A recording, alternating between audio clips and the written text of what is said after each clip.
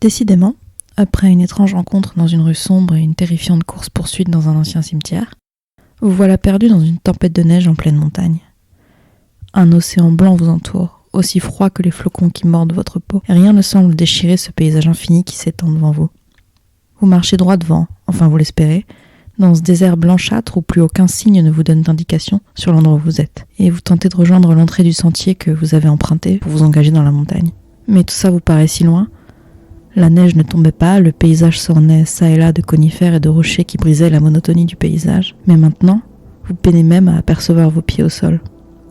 Désormais, tout n'est plus que vent, froid et neige devant vous, et vous perdez peu à peu espoir. Sortirez-vous un jour de cet enfer blanc ? Un pas devant l'autre, vous avancez en traînant avec de plus en plus de difficultés vos jambes qui peinent à vous supporter. Puis soudain, aussi soudainement qu'elle ne s'était levée, la tempête cesse dans un frottement succinct. Plus de vent, plus de neige pour vous fouetter le visage. Seul le froid mordant de l'hiver montagneux vous agresse désormais. La sensation lourde que quelqu'un vous observe vous prend soudain aux tripes et vous vous retournez. Plus par réflexe que par vouloir, vous devez l'admettre. Mais rien ne vous attend. Nulle apparition terrifiante ne vous saute dessus. Vous soupirez de soulagement et réajustez votre col tout en vous retournant à nouveau. Vous avez échappé à la mort une fois, inutile de moisir ici. Une voix glaçante vous arrête. De l'eau.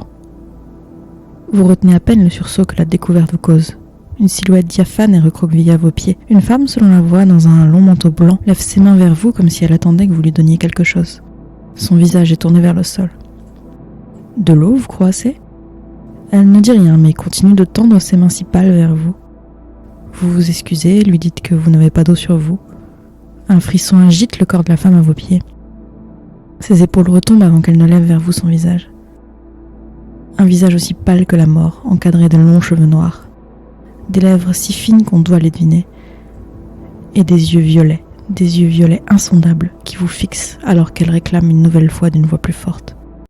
De l'eau.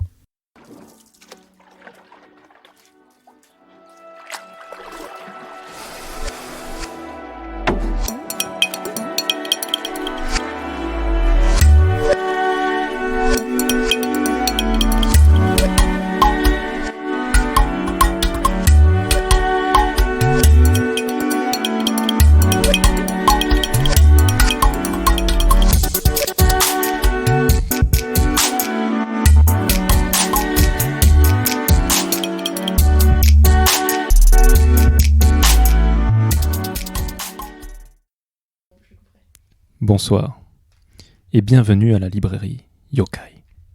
Ce soir, on est là pour ce 3e épisode qui est le numéro 2.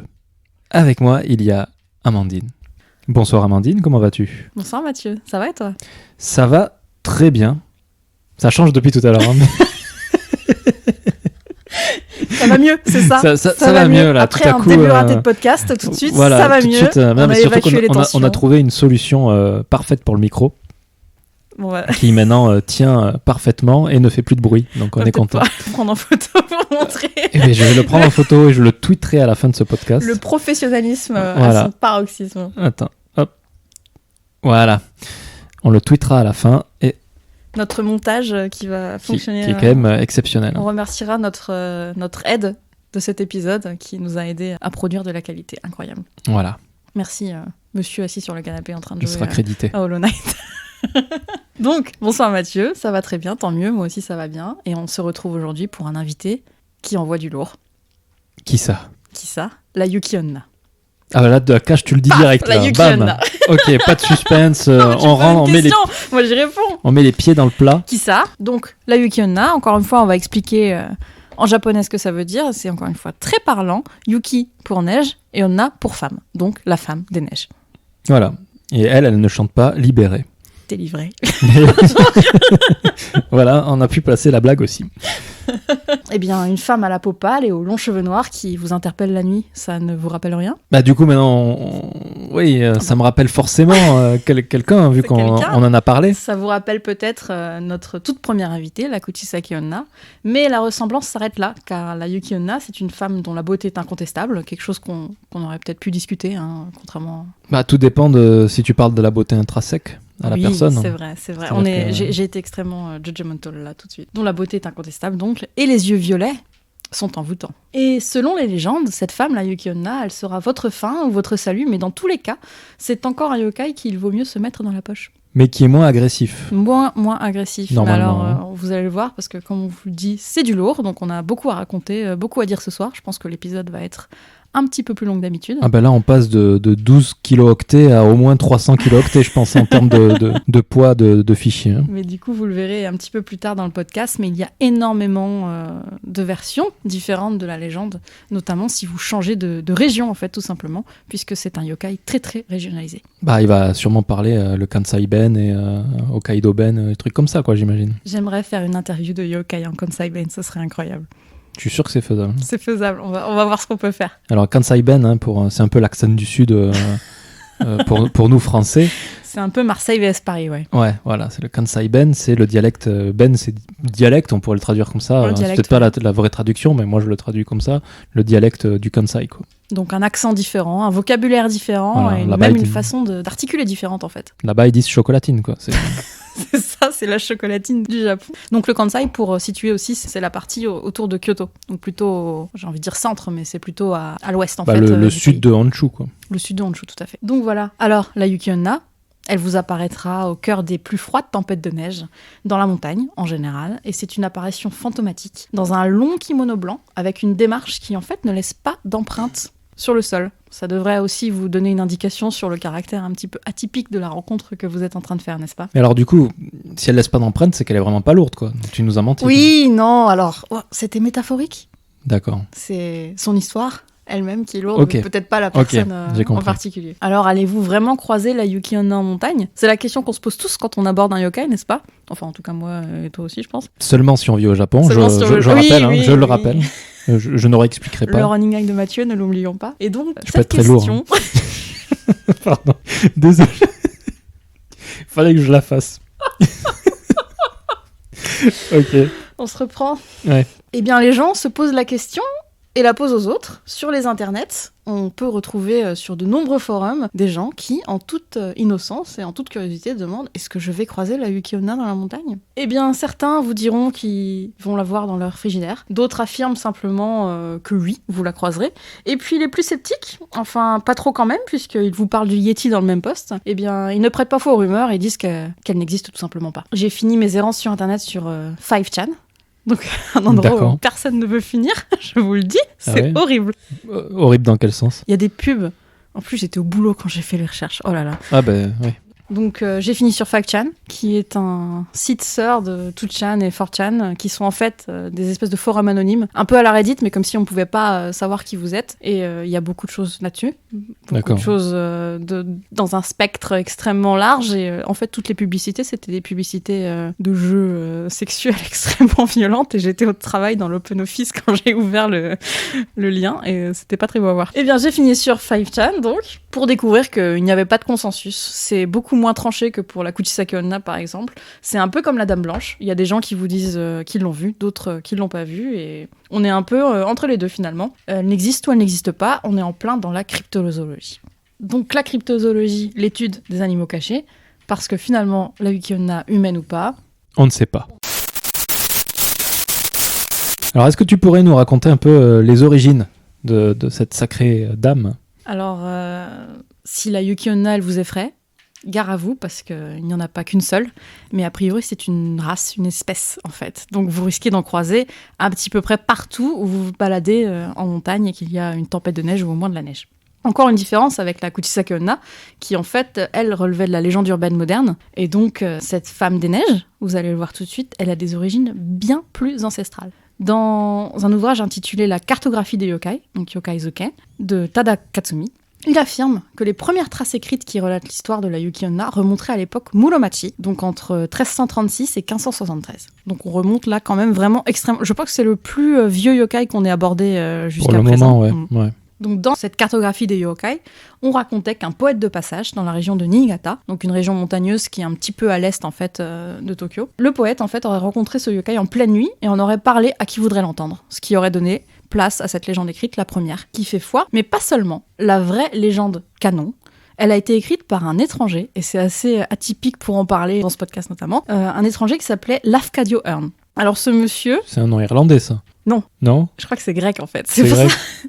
Non, c'est un écrivain irlandais qui est donc né en Grèce. Parce que ça fait irlandais, je trouve. Lafcadio. Enfin, Hearn. Hearn, je pense. ouais. Mais Lafcadio, c'est vraiment pas typique comme prénom. Donc Lafcadio Hearn, un écrivain irlandais né en Grèce, qui s'est installé ici, a fini par prendre la nationalité japonaise et prendre aussi le nom de Koizumi. Et il était passionné de fantômes et de culte japonais. Alors si ça vous intéresse, je vous encourage grandement à aller voir sur internet. Cet homme, il a eu 1000 vies et il a fait tellement de choses, c'est absolument incroyable. Et donc une de ses passions, c'était les yokai, dans un écrit qui s'appelle Kwaidan, Stories and Studies of Strange Things. Donc il a écrit une version qui est devenue complètement canon de la légende de la Yuki-onna. Et je vais vous lire ici en fait une version traduite de la version courte en anglais, parce qu'elle est très longue, vous pouvez la trouver sur internet. Donc la légende dit: il y a très longtemps vivaient deux bûcherons, Minokichi et Mosaku. Minokichi était jeune, alors que Mosaku était très vieux. Un jour d'hiver, pris dans une tempête de neige, ils ne purent rentrer chez eux. Ils trouvèrent une hutte dans la montagne et décidèrent d'y dormir. En pleine nuit, Minokichi se réveilla et trouva dans leur chambre une femme magnifique vêtue d'un kimono blanc. Elle se tenait au-dessus du vieil homme et respira tout au-dessus du vieux Mosaku, et soudain, il fut mort.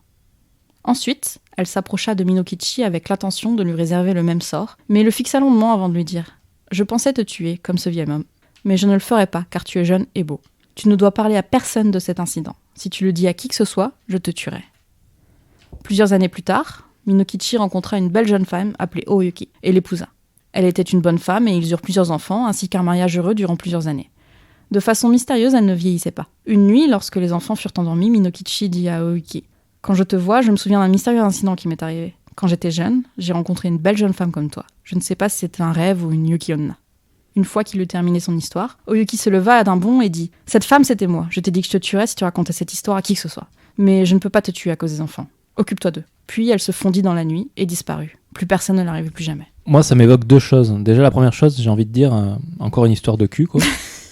À chaque fois, hein. Enfin, sauf avec le gacha d'Okuro. Voilà, le gacha d'Okuro. Mais du coup, ouais, c'est comme la Kuchisake Onna, quoi. C'est une histoire, c'est encore une histoire d'amour, quoi. qui finit mal, ouais. Et après, techniquement, j'ai pas envie d'être méchant avec la Yuki Onna, quoi. Mais techniquement, si il dit le truc à elle-même, il l'a dit à personne, vu qu'elle était au courant.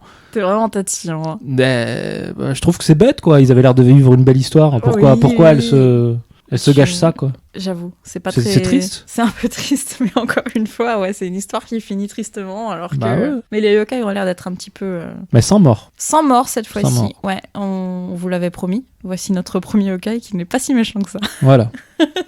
Bon, on va voir les variantes de légende, peut-être, oui. Hein, on sait pas. Hein, mais... Voyons les variantes, je vous l'ai promis, donc je vous ai dit qu'il y a plein de versions différentes. Et alors, cette version que je viens de vous réciter, c'est vraiment la plus courante, la plus connue. Je pense qu'on peut la dire canon. C'est-à-dire que dès que vous allez voir un manga ou un film à propos de la Yuki-onna, en général, vous allez voir cette version extrêmement spécifique avec Minokuchi et Mosaku. Mais il existe sincèrement autant de versions de la Yuki-onna que de régions neigeuses au Japon. Et même des régions moins neigeuses, vous allez voir. Donc chaque version a souvent son petit surnom aussi d'ailleurs. Donc ce sera pas la Yuki-onna, vous avez la Yuki-musume, la Yuki-onago, la Yukimba, la Yonambo aussi, je crois. Donc rien que dans les deux régions où moi j'ai vécu au Japon, vous avez déjà deux versions différentes. À Gifu, on ne parle pas de Yuki-onna.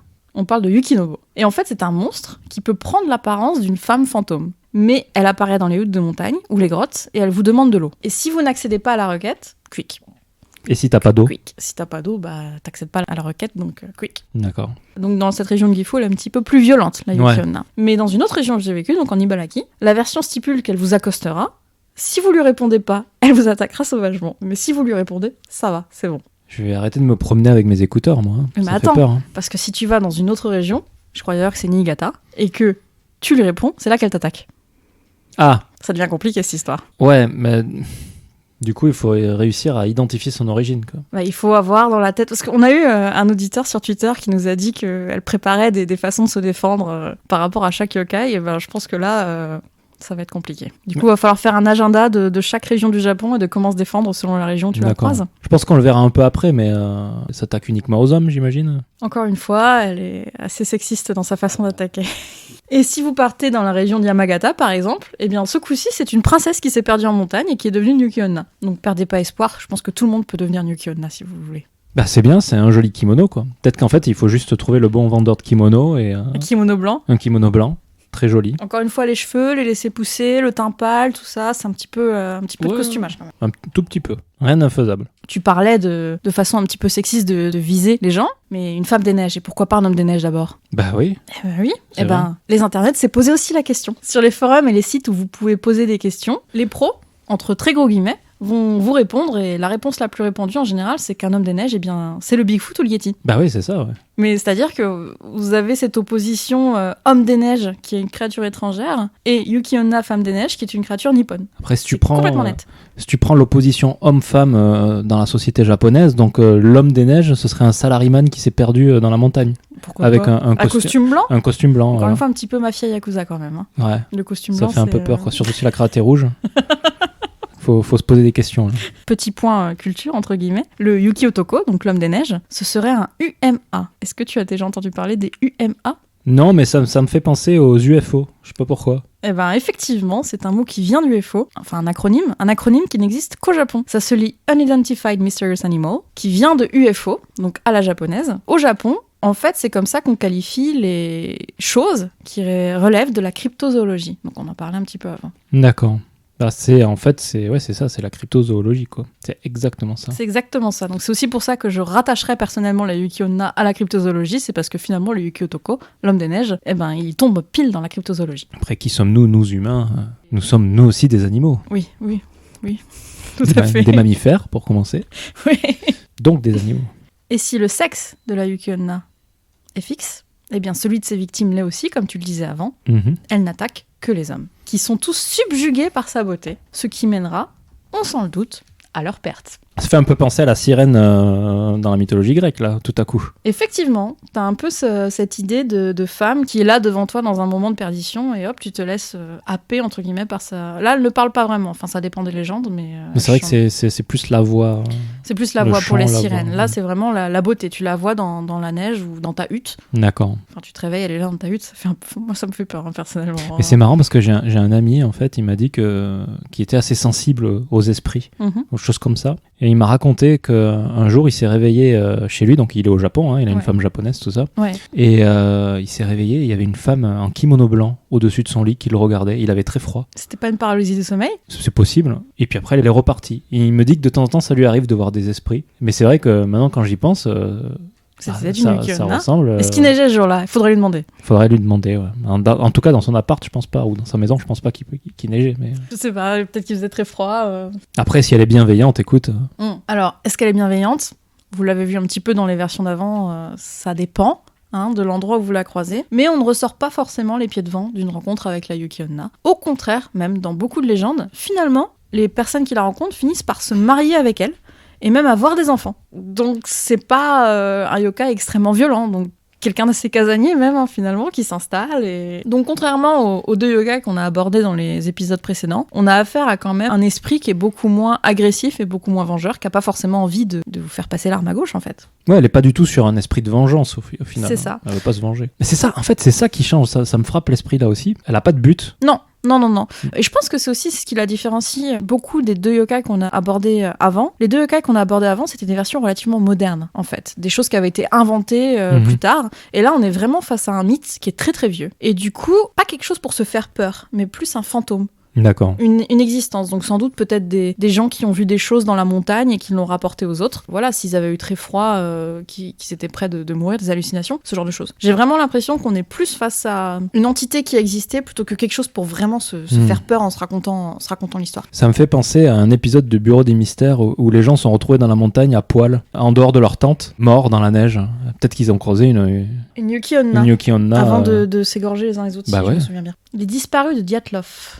Oui, donc une affaire du Bureau des Mystères avec ces jeunes qui se sont retrouvés dans une montagne en Russie. Alors on ne sait pas ce qui leur est arrivé justement, c'est écouter l'épisode du Bureau des Mystères pour en savoir plus. On les a retrouvés morts, voilà, ils étaient nus avec des blessures, on n'a aucune idée de ce qui leur est arrivé, avec leur tente déchirée de l'intérieur, enfin c'est une histoire incroyable. Du coup, j'en conclus que les Yuki Onna russes sont quand même assez violentes. Est-ce qu'il y a des Yuki Onna en Russie, Mathieu? Bah écoute, apparemment oui. Ça pourrait être le contre-exemple. Alors il me semble qu'en Russie justement c'est le Yeti et Bigfoot, non? Partout où il y a de la neige, de toute façon, Il y a des légendes comme ça, ouais. Alors les armes les armes de ce yokai, puisque même s'il n'est pas fondamentalement agressif et va pas vouloir vous tuer, il a quand même quelques petites armes, n'est-ce pas ? Eh bien, en général, c'est relativement simpliste. Puisqu'en fait, on considère que c'est un espèce d'esprit de la neige, en communication avec le froid et la neige. Et du coup, en conséquence, elle peut vous geler à loisir, ainsi qu'aspirer votre souffle de vie. Donc, comme on l'a vu dans la légende de Afkadiohörn, elle va juste respirer au-dessus de vous, et en fait, en aspirant, eh bien, elle vous prend votre souffle de vie, et quick, vous êtes mort. Dans la version Ibaraki, par exemple, eh bien, elle va vous précipiter au fond d'un ravin. Mais ça reste relativement classique, c'est-à-dire que voilà, elle a ses deux mains, et pouf, elle vous précipite au fond du ravin. Donc son arme, c'est un ravin. Elle se balade avec un ravin, et puis elle vous jette dedans... C'est un peu lourd quand même. Hein. C'est lourd. Mais on vous a dit que c'était du lourd aujourd'hui. Punaise. Difficile de vous armer donc. Si elle veut votre peau, bah, a priori, elle va l'avoir. Oui, c'est comme tous les yokai au final, à partir du moment où ils... Ça reste des entités surpuissantes. Je Voilà. pense qu'on peut utiliser ce mot pour les définir. On renouvelle notre conseil. Mathieu, on t'écoute. Ne la croisez pas. Voilà. Et courez. Et courez. Alors du coup... C'est assez compliqué quand même, les cheveux noirs. Est-ce que c'est la Kuchisake Onna ? Est-ce que c'est Sadako ? Est-ce que c'est la nana dans The Grudge ? Bon, j'imagine que si t'es pas dans une maison, c'est pas la nana de The Grudge, je sais pas comment elle s'appelle. Priori, ouais. La nana ou le petit enfant qui sort du placard et qui me traumatise parce que j'ai le même placard à la maison, hein, je le rappelle. Mais du coup, comment on la reconnaît ? Alors si jamais, on sait pas comment ce qui s'est passé dans votre vie jusqu'à présent, vous vous retrouvez marié à la Yuki Onna, première chose que vous allez remarquer, elle refuse à tout prix de prendre un bain. Ce n'est pas que la Yuki Onna est sale, c'est juste qu'au Japon, culturellement, le bain, c'est plus pour se détendre, c'est pas vraiment pour se laver. Vous vous lavez avant de rentrer dans le bain. Donc si vous refusez un bain, c'est pas non plus genre, dis donc, t'es vachement crade quand même. C'est plus, bon voilà, vous aimez pas prendre des bains. Mais elle refusera à tout prix de prendre un bain. Alors vous devinerez un petit peu pourquoi. De manière générale, elle aura peur de la chaleur. Ça pourrait la blesser ou elle pourrait tout simplement fondre. Dans certaines versions, en fait, dès qu'elle se rapproche d'un point chaud, la Yuki Onna fond. Alors, comme la neige. Moi, ça me fait poser encore une fois, tu sais, j'ai un esprit très rationnel. Quand tu fais l'amour avec une Yuki Onna, il fait chaud quand même. Enfin, je veux dire... T'as intérêt à rester froid. Bah, du coup, tu la fais fondre. Mais pourtant, il y a les enfants déjà. On a vu dans des légendes qu'il y avait les enfants qui sont nés. Peut-être que c'est extrêmement... C'est curieux quand même. Je sais pas, moi je suis pas dans leur chambre, je sais pas ce qui se passe. Peut-être qu'ils font des trucs avec des glaçons. Ah ouais. Bah ok, j'accepte. Autre signe majeur, elle ne laisserait pas d'empreinte sur le sol. C'est quand même un petit peu voyant quand par exemple il neige ou... Mais ça c'est vachement pratique quoi, l'armée japonaise devrait les utiliser. J'avoue. En éclaireur. L'armée, les forces de défense. Les forces d'autodéfense. D'autodéfense. Cette histoire d'empreinte, ça la différencie d'ailleurs, comme la légende qu'on a vue un petit peu plus tôt à Gifu, d'autres créatures qui, elles, laisseraient leur empreinte sur le sol. Donc c'est vraiment, a priori, un signe très marquant d'une Yuki Onna. Quand vous croisez un esprit comme ça, blanc dans la neige, qui ne laisse pas d'empreinte sur le sol, vous pouvez être sûr que c'est une Yuki Onna. A priori, moins dangereuse et moins terrible que d'autres entités, en fait. Alors, ne vous faites pas avoir, hein, parce que marcher sur un parquet, ça laisse pas d'empreinte en général. Sur le béton, là, dans la rue. Sur le béton. Donc, s'il n'y a pas d'empreinte sur un parquet, c'est normal. Hein. Voilà. Alors après, on n'est pas dans Game of Thrones, les marcheurs blancs ne sont pas encore, a priori, dans la ville. Donc, normalement, vous ne la croiserez que dans la montagne. Donc on verra ça fin avril. Fin avril. On se donne rendez-vous pour une réponse un petit peu plus détaillée. Et peut-être qu'au final, celle qui aura le Game of Thrones, c'est la Yuki Onna. Et dernier point, la Yuki Onna, comme on l'a vu dans la version de Afkadio, elle ne vieillit pas. Donc c'est quelque chose qui indubitablement va briser son ménage, puisqu'au bout d'un moment, malgré les crèmes de beauté, on finit quand même par prendre quelques rides. Et comment s'en débarrasser, puisqu'on essaye de vous donner des petits conseils un petit peu pratiques à chaque épisode. Alors oui, comme on vient de dire, peut-être qu'on n'a pas envie de s'en débarrasser au final. Ah, ça dépend. Bon, si jamais un jour elle devient un petit peu agressive, vous voulez changer de femme, moi je vois que le seau d'eau chaude. D'accord. Non, c'est vraiment la seule façon, a priori, de s'en débarrasser. Bah écoute... Donc, c'est comme pratique. on l'a vu, ouais, c'est pratique, et puis elle est pas si agressive que ça. En général, si vous ne lui dites pas « tu es une Yuki Onna », elle va rester là, continuer à être la femme que vous avez rencontrée et peut-être aimée au premier regard, je ne sais pas. Elle craint le chaud, évidemment, mais elle est aussi, comme on l'a vu, douée de sentiments de piété familiale, puisque si jamais elle venait à vous quitter, elle vous avait promis de vous tuer, mais finalement... elle ne vous tue pas puisque vous avez eu des enfants ensemble. Ah, il faut faire des enfants avant. A priori, il faut s'empêcher de faire des enfants. Ouais. Comme beaucoup de légendes, qu'elles soient d'ici ou d'ailleurs, on peut en tirer une petite morale, ne pas sortir par pleine tempête de neige seule la nuit. C'est la base, n'est-ce pas ? Sauf si vous êtes photographe, mais bon, c'est... Et encore, peut-être que justement, c'est un avertissement pour les gens qui se surestiment un petit peu, n'est-ce pas ? Les meilleures photos que j'ai faites, c'était en tempête de neige. Hein. Aux abords d'un temple. Maintenant que je dis, je vais les revoir. Ouais. Peut-être qu'il y a la Yuki Onna dessus. Peut-être qu'il y a la Yuki Onna dessus. Si notre petit chaperon rouge nous apprenait il y a plusieurs dizaines d'années à ne pas parler aux inconnus dehors, eh bien peut-être que tout simplement la Yuki Onna au Japon vous apprenait à ne pas sortir par pleine tempête de neige la nuit.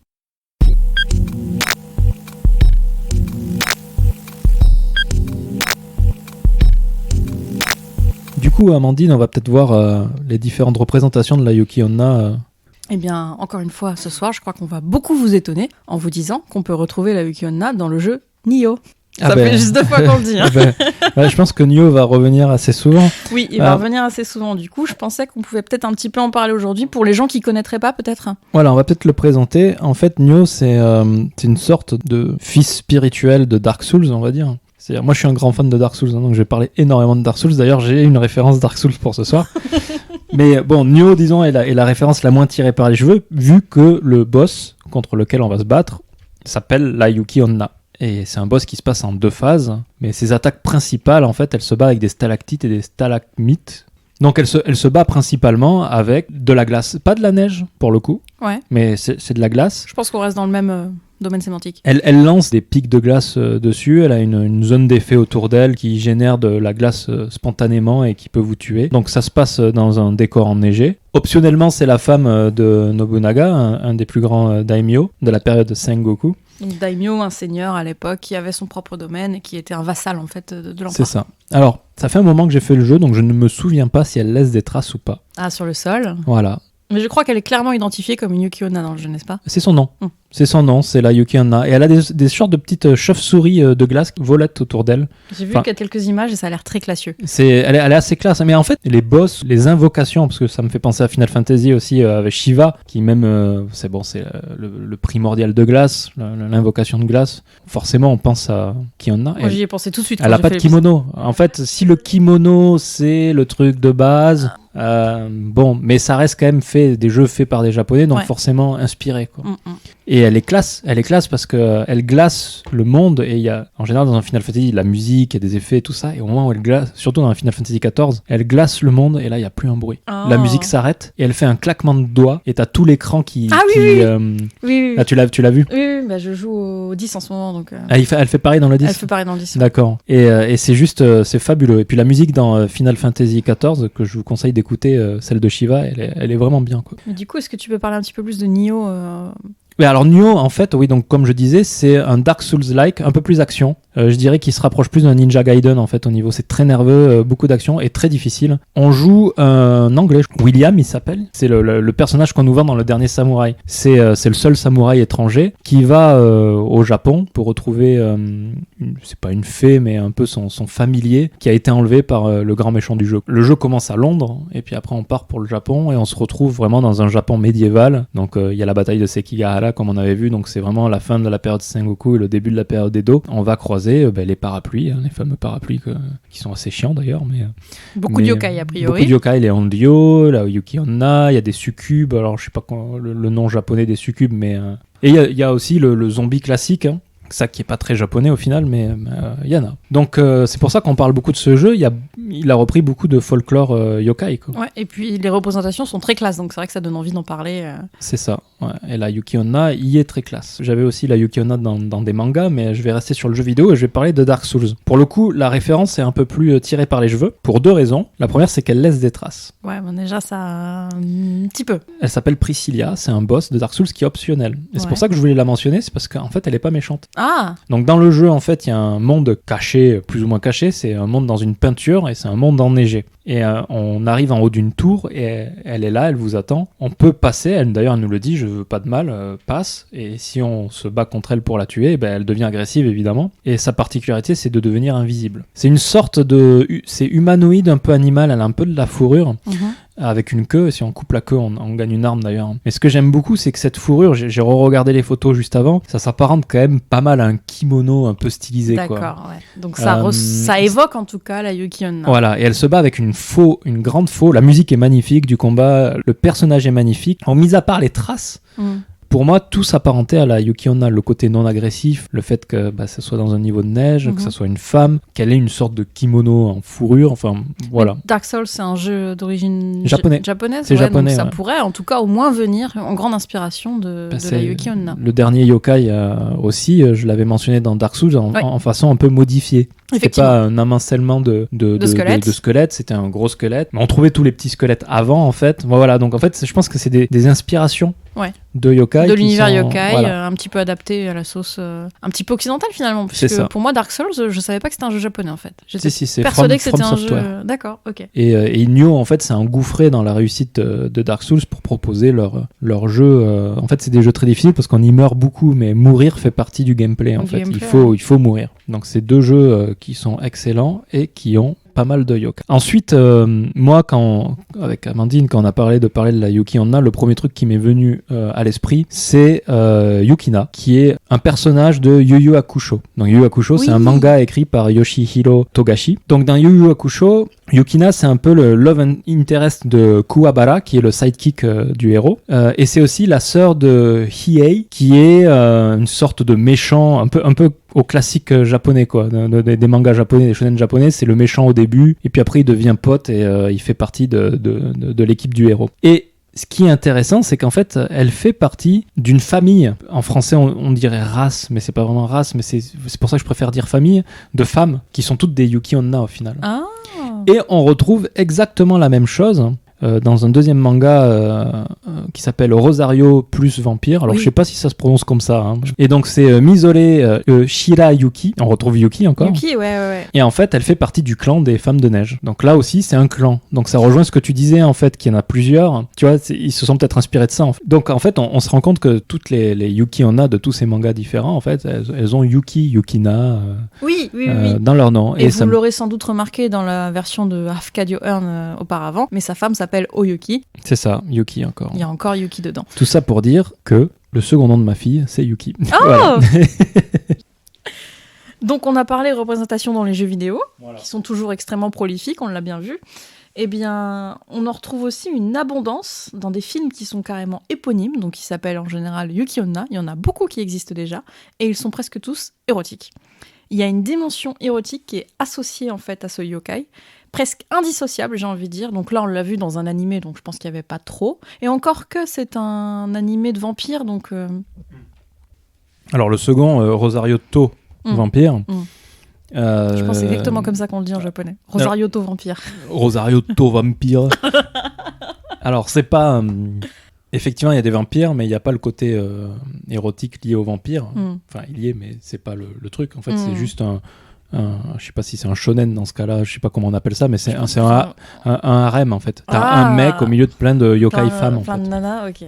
Donc t'as le kappa, t'as le machin. Bon, t'as quand même une dimension un petit peu du coup, si t'as un harem, t'as forcément, pas forcément érotique. Ah mais c'est très érotique comme, ok, comme manga, mais c'est pas par rapport à la particularité du vampire du vampire qu'on pourrait donner...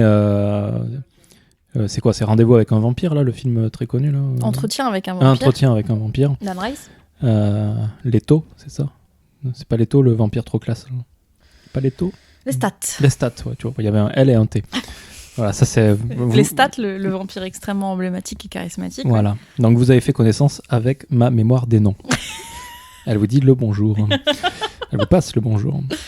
Très bien. Et donc oui, c'est un harem, donc il y a forcément beaucoup d'érotisme. Beaucoup d'érotisme, Ouais. et du coup, oui, alors dans les jeux vidéo, peut-être un peu moins.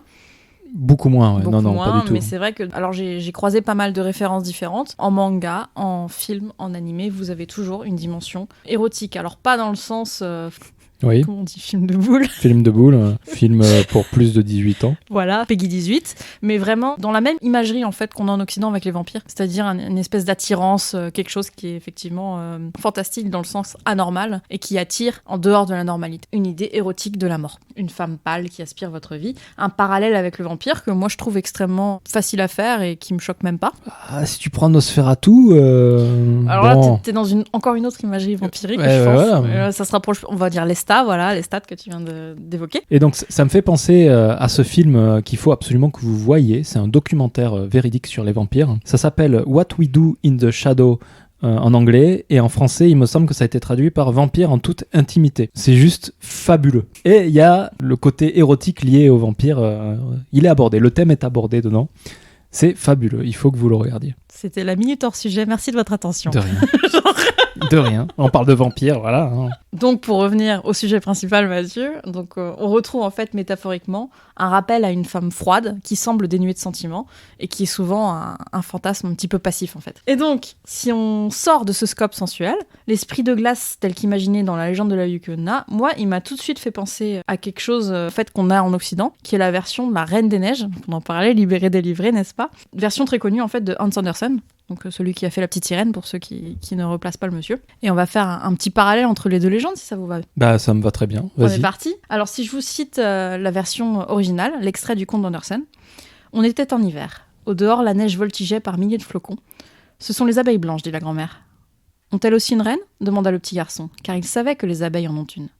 Certainement, dit la grand-mère. La voilà qui vole là-bas, où elles sont en masse. Elle est la plus grande de toutes. Jamais elle ne reste en place, tant elle est voltigeante. Est-elle sur terre ? Tout à coup, elle repart se cacher dans les nuages noirs. Dans les nuits d'hiver, c'est elle qui traverse les rues des villes et regarde à travers les fenêtres, qui gèlent alors et se couvrent de fleurs bizarres. Oui, c'est ce que j'ai vu, dirent à la fois les deux enfants. Et maintenant, ils savaient que c'était bien vrai ce que disait la grand-mère. La Reine des Neiges peut-elle entrer ici ? demanda la petite fille. Qu'elle vienne donc, dit Kay. Je la mettrai sur le poêle brûlant et elle fondra. Donc un poêle, ça peut marcher aussi. Un poêle, ça peut marcher. Alors, donc le kotatsu ? Moi, elle arrive, je la fous direct sur le kotatsu. Punaise. Donc un kotatsu, qu'est-ce que c'est ? Ah ben oui, vas-y, je te laisse expliquer. Un kotatsu, on traduit ça très simplement par table chauffante. Donc c'est quelque chose qu'on a au Japon parce qu'en général, vous n'avez pas de chauffage central. Donc vous avez cette table avec une couverture qui en sort. On est présentément sous un kotatsu en fait, c'est pour ça qu'on peut vous en parler avec beaucoup de sûreté. Et en fait, sous cette table, vous avez un petit chauffage. Et donc du coup, vous glissez les jambes dessous et en général, vous faites plus rien de la journée. Mais vous avez chaud. Donc si la Yukonna arrive, moi je la fous direct dessous et on est tranquille. Bah ouais. Mais non, mais j'étais juste en train de m'imaginer cette pauvre famille avec deux enfants qui connaîtront jamais les kotatsu, quoi. Surtout au Japon, quoi. On retrouve quelques points communs, puisqu'effectivement, cette Reine des Glaces de Hans Andersen, on s'en débarrasserait de la même façon que la Yukonna. Il suffirait en fait de la rapprocher d'un point chaud pour qu'elle soit en tout cas attaquée ou qu'elle disparaisse. C'est ça. Si on va plus loin dans ce récit, un autre extrait. Les flocons tombaient de plus en plus durs, ils devenaient de plus en plus gros. À la fin, on eût dit des poules blanches aux plumes hérissées. Tout d'un coup, le traîneau tourna de côté et s'arrêta. La personne qui le conduisait se leva. Ses épaisses fourrures qui la couvraient étaient toutes de neige d'une blancheur éclatante. Cette personne était une très grande dame, c'était la Reine des Neiges. « Nous avons été bon train, dit-elle. Malgré cela, je vois que tu vas geler, mon ami Kay. Viens donc te mettre sous mes fourrures de peau d'ours. » Elle le prit, le plaça à côté d'elle, rabattit sur lui son manteau. Elle avait beau parler de ses peaux d'ours, Kay crut s'enfoncer dans une masse de neige. « As-tu encore froid ?» dit-elle. Elle l'embrassa sur le front. Le baiser était plus froid que la glace et lui pénétra jusqu'au cœur qui était déjà à moitié glacé. Il se sentit sur le point de rendre l'âme. Mais ce ne fut que la sensation d'un instant. Il se trouva ensuite tout réconforté et n'éprouva plus aucun frisson. « Mon traîneau, dit-il, n'oublie pas mon traîneau. » C'est à quoi il avait pensé d'abord en revenant à lui. Une des poules blanches qui voltigeait dans l'air fut attelée au traîneau de l'enfant. Elle suivit sans peine le grand traîneau qui continua sa course. La Reine des Neiges donna à Kay un second baiser. Il n'eut plus alors le moindre souvenir pour la petite Gerda, pour la grand-mère, ni pour les siens. « Maintenant, je ne t'embrasserai plus, dit-elle, car un nouveau baiser serait ta mort. » Et je trouve là que c'est un petit peu flagrant aussi. On a cette question de baiser, d'enlèvement d'enfants, puisque la Yukonna adore enlever des enfants aussi, selon les versions en fait de la légende. Et dans ce conte, vous avez une imagerie un peu similaire, c'est-à-dire qu'elle vous embrasse et elle peut vous faire perdre la vie en vous embrassant. 3 fois donc. Dans cette version-là, 3 fois. Effectivement, la Yukonna, a priori, en une seule fois, ça peut suffire. Bah, ça dépend, hein. Si quand tu bois un coca à la paille, en fonction de comment tu bois, tu le vides d'un coup ou pas, quoi. Effectivement, peut-être que la Yukonna a une petite notion de degré aussi, on l'a pas exploré, c'est vrai. On notera que l'écriture de ce conte de Hans Andersen, c'est 1844, donc ça précède beaucoup la publication de Hearn. Puisqu'on le rappelle, Hearn, même s'il a vécu au Japon, a été élevé en Grèce et en Irlande, et donc du coup il a pu être potentiellement influencé par des légendes qu'il aurait lues en Europe. En fait, il a plagié, quoi. Chut. Ok. Je sais pas. Non, on sait pas. Encore une fois, on a dit qu'il y a une version Afkadio Hearn, mais il y a beaucoup d'autres versions différentes. Bon, ouais. Peut-être qu'il s'est inspiré, en tout cas, d'une partie de l'imagerie de Hans Andersen. On sait pas, on peut pas en attester. Mais en tout cas, les autres légendes qu'on a entendues dans d'autres régions du Japon, a priori, il y a peu de chances qu'elles soient inspirées de ce conte de Hans Andersen. D'accord.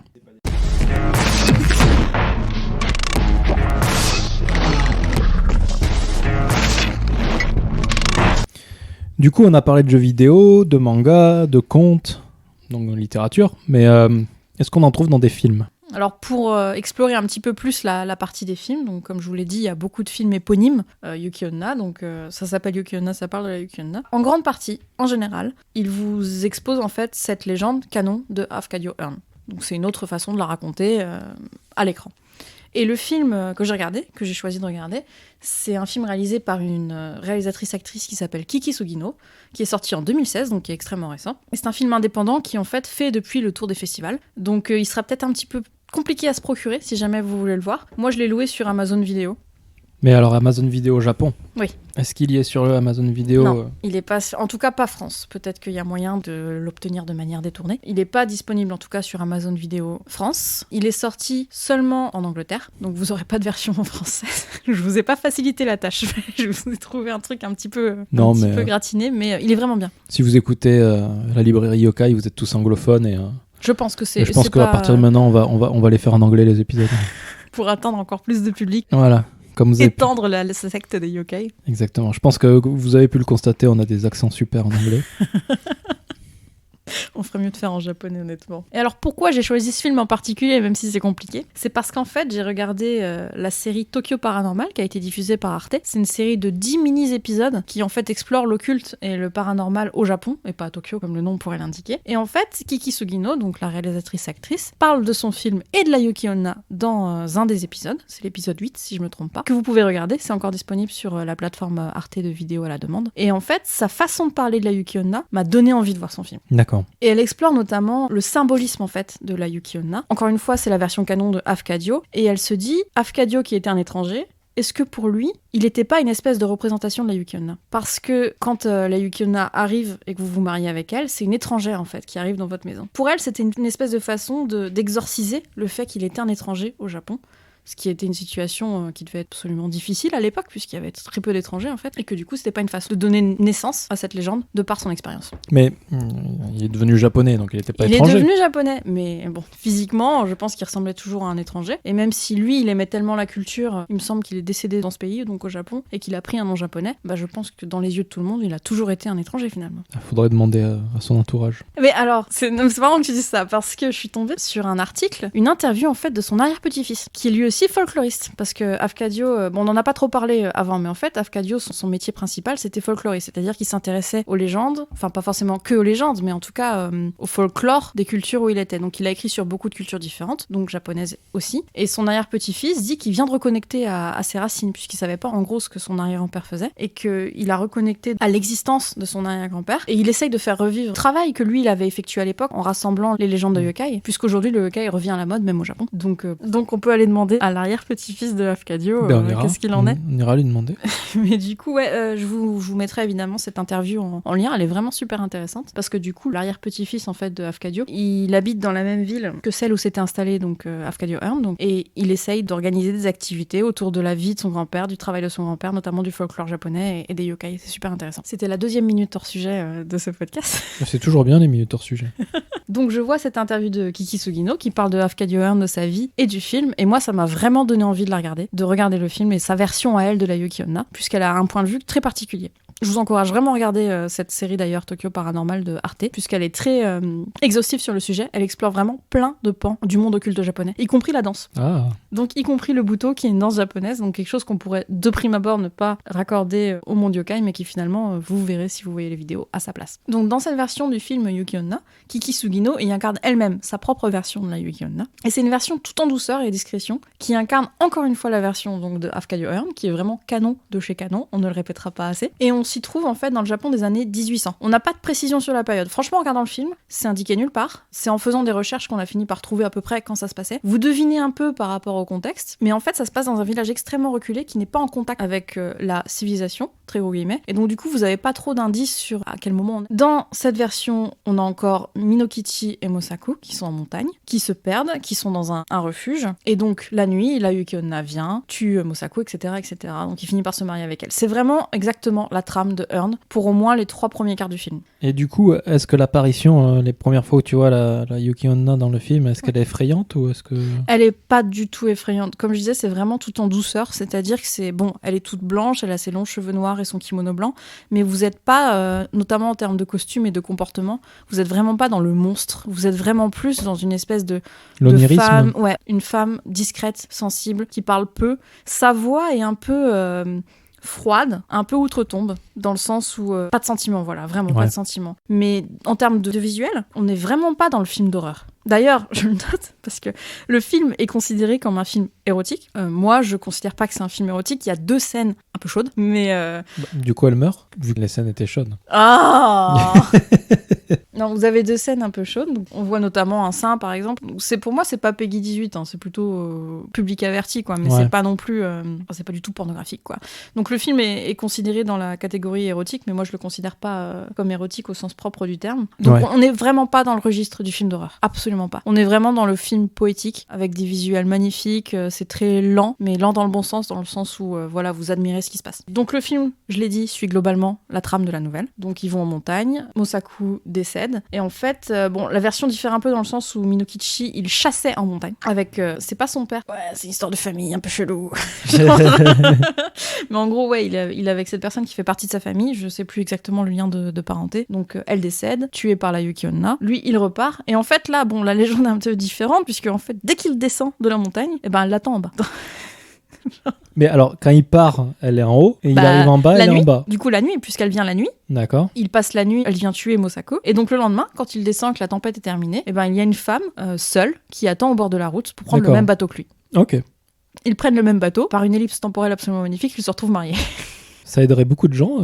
D'organiser des mariages comme ça. Non, mais que voilà, 2 parfaits inconnus, une ellipse, ils sont mariés. Je pense qu'il y a plein de gens qui seraient heureux avec ça. Il y a un petit peu de mise en situation quand même. Elle reste au village parce qu'elle a nulle part où aller. Mais c'est vraiment très rapide. Hein. Faut dire, on s'attarde pas trop sur leur histoire, d'autant qu'en fait, ce sont 2 personnes très discrètes qui parlent pas beaucoup. Du coup, c'est un peu une évidence qu'ils doivent être ensemble finalement. D'accord. Cher auditeur, un petit avertissement. On s'apprête avec Mathieu à parler de l'intégralité du film, donc si tu ne veux pas te faire divulgacher tous les détails de ce film, je t'invite à sauter tout de suite à 49 minutes 30 pour revenir au programme habituel.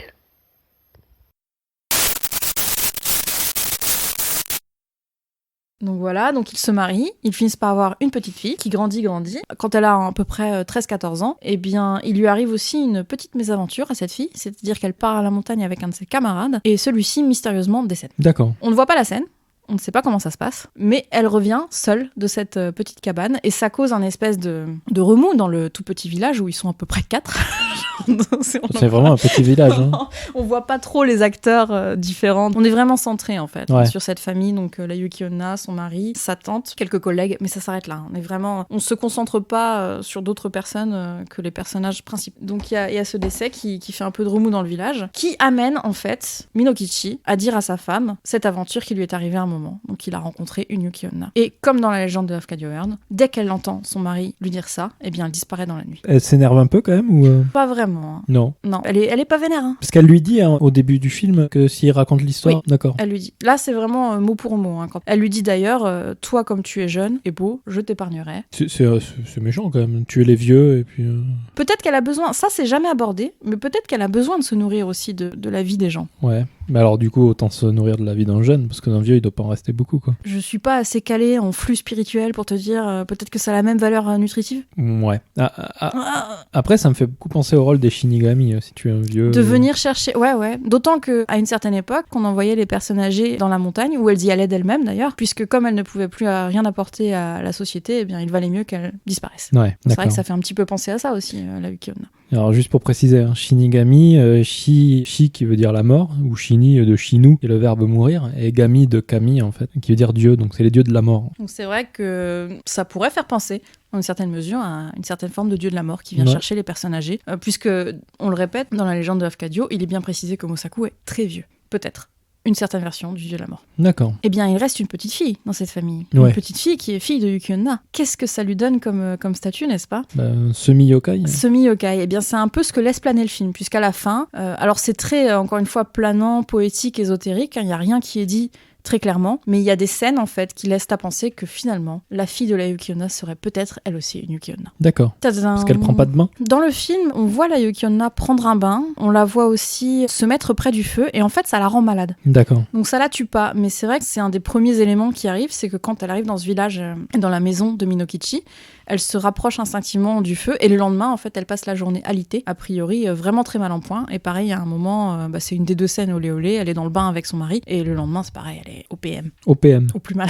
Ah d'accord, ok. Discours SMS dans un podcast, c'est beau. Donc voilà, le film se termine sur une très jolie scène en fait avec la petite fille qui fait un rituel Shinto et qui laisse à penser que peut-être elle aussi serait un yokai. De là à dire que les yokai sont liés au Shinto, Ta-ta-ta. il n'y a qu'un pas. Mais alors, parlons Shinto, puisque si le film, il évolue dans le seul monde, dans le seul repère de la Yuki Onna, on a énormément de rappels, de références à d'autres yokai. On vous parle d'une famille de kitsune, donc des renards, qui sont un yokai en fait. Alors pas le renard, c'est un vrai animal, hein, ça existe, Ouais. mais le kitsune, c'est un type de yokai. On en parlera un petit peu plus tard, mais c'est un yokai change-forme en fait. Vous avez aussi les tanuki. Qui sont aussi change-forme. Alors, mais en fait, les tanuki ils se mettent la peau des boules sur eux-mêmes pour se transformer, quoi. Je crois que c'est dans Pompoko, ça. Donc du coup, voilà, vous avez aussi une référence au tanuki qui serait passé par là. Et puis surtout, ce village figé dans le temps, c'est vraiment évocateur d'une certaine époque du Japon qui n'existe plus. Ouais. Et où le bouddhisme n'était pas forcément là non plus, le christianisme n'était pas forcément là non plus. En fait, toutes les cérémonies que vous voyez dans le film, elles sont shinto. Il n'y a rien qui vient d'autre chose. Donc de là à dire que le shinto serait lié au yokai, effectivement, c'est des théories que j'ai vues d'ailleurs sur internet. Le shinto et le yokai seraient intimement liés. D'accord. Et donc, parmi les thèmes que vous pouvez voir explorer dans le film, vous avez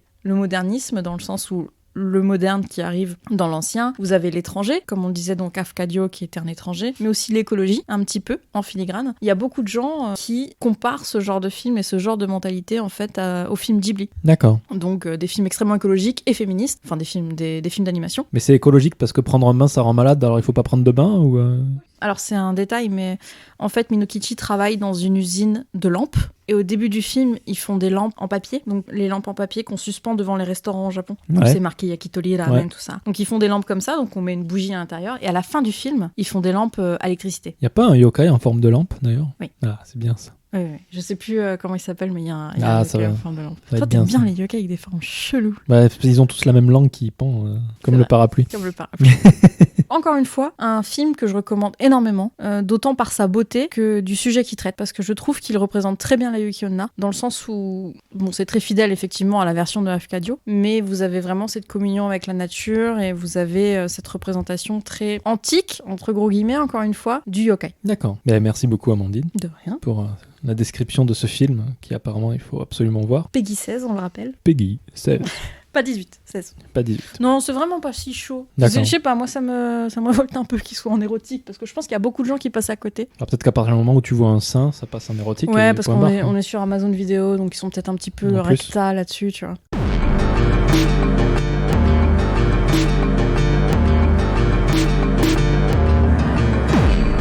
Ok, ben il me semble que c'est la fin de l'épisode. Il me semble, je suis pas sûre, on va vérifier. Vérifions. C'est la fin de l'épisode ? On nous dit que c'est la fin de l'épisode. On nous dit que c'est la fin de l'épisode.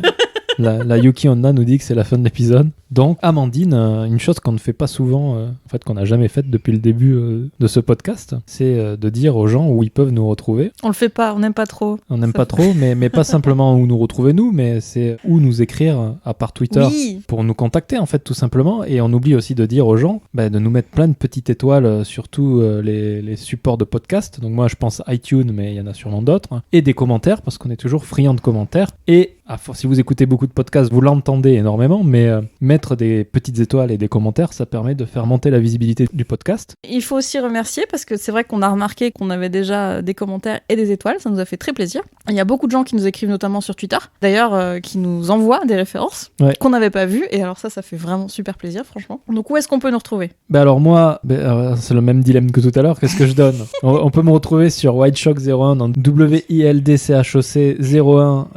Je mettrai mettrai les liens en dessous. Ouais, sur Twitter. Et puis, comme j'ai le podcast Mensetsu, on me retrouve aussi sur Mensetsu KY sur Twitter. Et toi ? Moi, on peut me trouver, alors c'est très bête, mais sur Queen Amandine, comme Queen Aman sur Twitter. Je posterai, encore une fois, les liens dans un article sur mon blog. Donc pareil, on vous mettra le lien de toute façon en description du podcast. Et puis, si vous voulez nous écrire, c'est très simple. La librairie yokai, tout attaché, @gmail.com. Et puis, vous avez évidemment le 3615 Yokai sur le Minitel familial. Si vous voulez prendre rendez-vous avec un yokai, passez par là. Voilà. C'est bon ? On a fait le tour ? On a fait le tour. Je pense qu'on a fait le tour. Bah écoute, Amandine, je vais te dire une bonne soirée. Ce soir, c'est à moi de rentrer seul. Mais c'est bon, cette fois, il n'y a pas de yokai. Il neige pas et il n'y a pas de yokai au coin d'un poteau donc électrique. Donc ça devrait Normalement, aller. tu es en sécurité. Je devrais pour ce être soir. en sécurité. Merci de nous avoir écoutés. Ah, moi, j'ai pas écouté. Moi, Je parle. je rigole. Merci de nous avoir écoutés et on se retrouve le mois prochain pour un nouvel épisode. Bonsoir.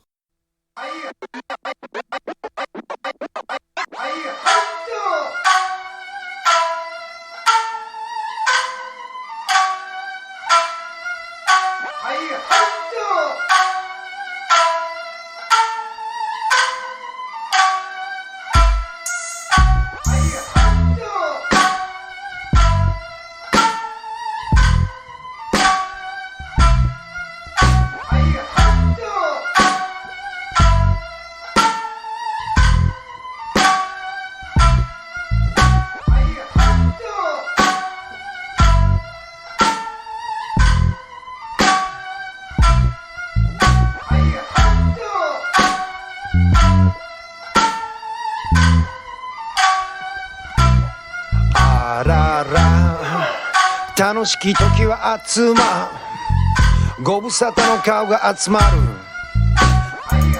満たされた魂で挑む世知辛さ支えは人となり勝負はこれからさ北さ南さ東さ西さ地獄の蓋が開いた会いたいと泣いた魂の宿は胸の中我が宝ほら笑ったまた会いましょう向かう約束の場所また会いましょう向かう約束の場所また会いましょう向かう約束の場所また会いましょう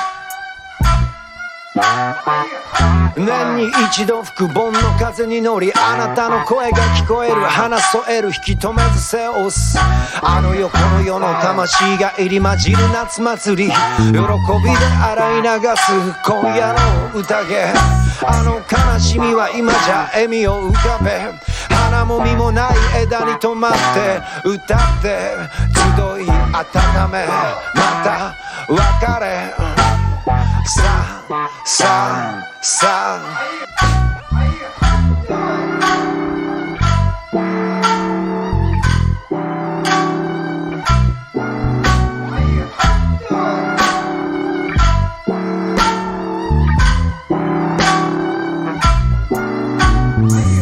飲めや大黒踊れや恵比寿亀の座敷に鶴の声日が沈めど日が昇れど盆も盆様も笑う風の盆日が沈めど日が昇れど日が沈めど日が昇れど日が沈めど日が昇れど盆も盆様も笑う風の盆あなたを超えていこうと心配しないで俺たちは大丈夫忘れた頃にまた吹く風去年よりずっと強くなった飲めや大黒踊れや恵比寿亀の座敷に鶴の声日が沈めど日が昇れど盆も盆様も笑う風の盆